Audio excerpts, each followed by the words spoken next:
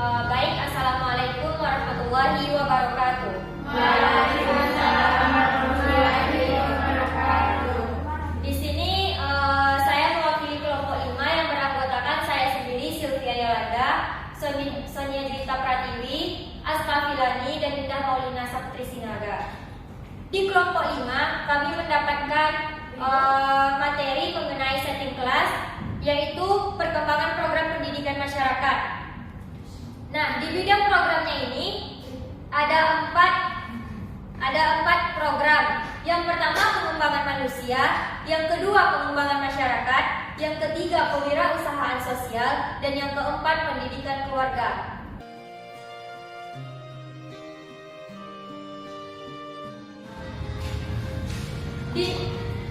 Di program pengembangan manusia itu, contoh programnya yang kami ambil yaitu kelompok tani. Nah, strategi belajar untuk kelompok tani ini sendiri, yang pertama tentunya kita melakukan pendekatan secara langsung seperti yang kita laksanakan pada sekarang ini. Ibu-ibu dan bapak-bapak tani sudah berkumpul di ruangan yang telah disediakan. Jadi melalui pendekatan ini ada tahap-tahapnya. Yang pertama ada tahap animasi. Tahap animasi ini yaitu meningkatkan keyakinan mengenai program tadi yang kita buat. Yang kedua tahap fasilitasi. Fasilitasi ini kita dari kami akan memberikan bantuan mengenai program tadi ini supaya tadi yang kita kembangkan bisa sesuai dengan harapan kita. Yang ketiga tahap penghapusan diri. Maksud di sini yaitu persiapan kemandirian agar bapak-bapak dan ibu-ibu tani ini bisa melakukan pertanian setelah program ini, bisa melakukan tani mandiri tanpa harus ada kami lagi gitu. Yang kedua yaitu ciptakan suasana iklim yang memungkinkan sesuai potensi yang berkembang. Nah, kita bikin tani ini sesuai dengan desa yang ada gitu. Di desa ini apa cocoknya, pertanian apa yang cocok untuk kita buat gitu. Yang ketiga, memperkuat potensi daya melalui aksi nyata. Jadi kita langsung turun ke tempat itu atau turun ke tempat pertanian tersebut agar benih-benih kita itu bisa kita tanam gitu. Yang keempat, bersikap mawas diri serta melakukan pendekatan resolving fund. Di sini kita juga melihat apa yang kita tanam. Beri untuk bapak dan ibu mungkin bisa dilihat benih ini. Jadi nanti kita bisa tanamkan di desa yang kita kembangkan. So as long as I live, I love you. We'll have Di bidang program pengembangan masyarakat, kami mengambil pelatihan menjahit. Nah, di sini kakak-kakak dan ibu-ibu yang tidak memiliki aktivitas lain di rumah mungkin bisa mengikuti strategi belajar pelatihan menjahit yang telah kami siapkan. Di sini kakak-kakak tidak melanjutkan perkuliahannya, daripada di rumah aja, mending kita kembangkan bakat kita melalui pelatihan menjahit ini. Yang pertama yaitu mempersiapkan bahan ajar dan ruangan belajar. Bahan ajarnya ini contohnya, ruangan belajarnya sudah kita dapatkan. Yang kedua yaitu pendekatan seperti yang kita laksanakan sekarang. Dan yang ketiga fasilitator. Maksud fasilitator di sini saya akan memberikan bahan-bahan atau cara-cara menjahit pada pelatihan ini serta kita praktekkan langsung atau kita demonstrasikan gimana caranya untuk menjahit ini bisa terlaksana dengan baik untuk kedepannya lagi. Yang keempat yaitu monitoring. Dan monitoring ini mungkin bisa kita laksanakan sekali seminggu ya kakak-kakak di sini di tempat ini. Jadi sekali seminggu saya bakal melihat ke kakak-kakak atau teman-teman ya apakah telah melaksanakan demonstrasi dengan baik atau belum gitu. Yang kelima yaitu evaluasi. Assalamualaikum warahmatullahi wabarakatuh. Waalaikumsalam warahmatullahi wabarakatuh. Nah, di sini saya sebagai fasilitator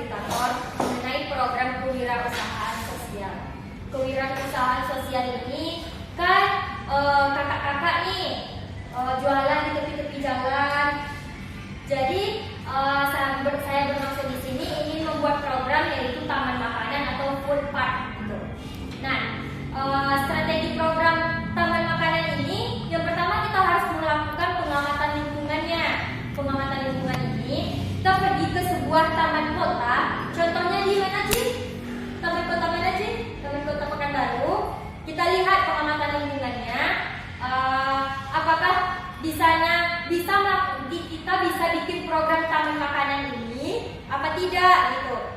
Yang pertama tentunya kita butuh perizinan pemerintah di sana sebelum kita bikin taman makanan.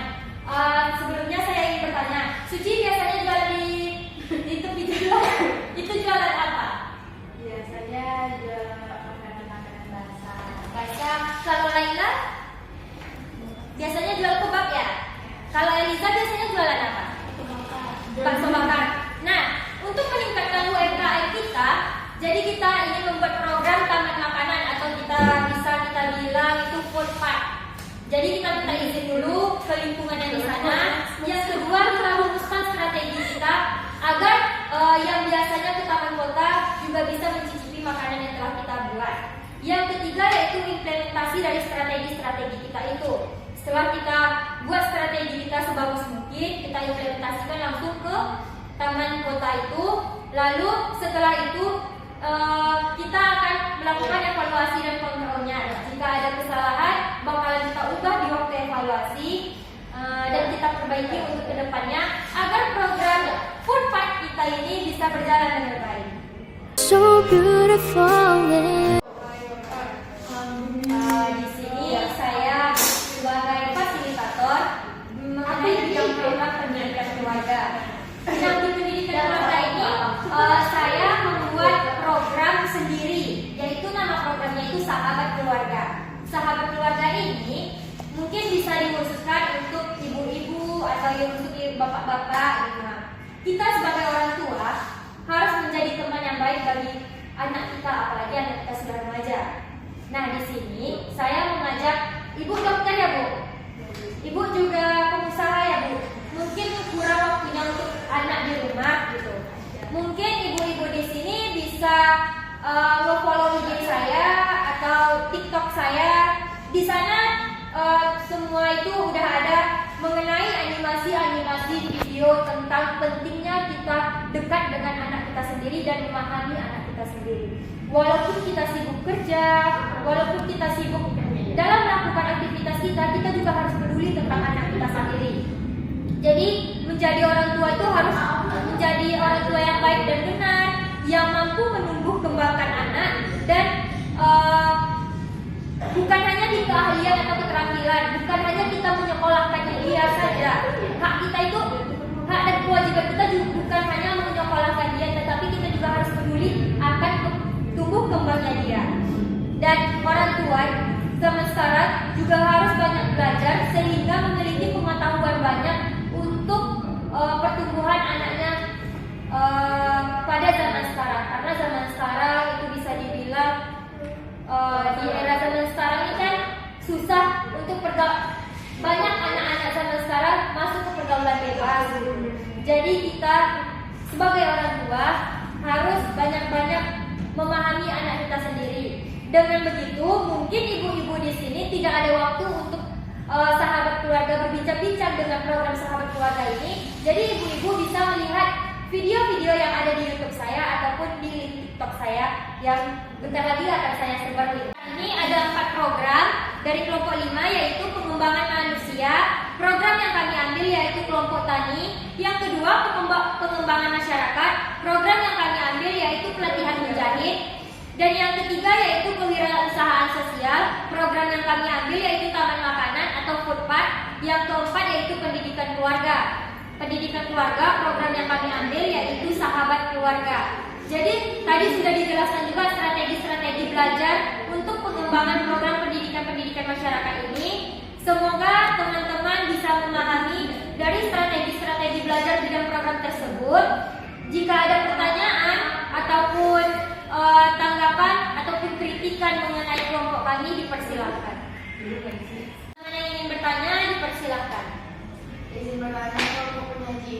Baik, Asa Julian dari kelompok berapa? Dari kelompok 3.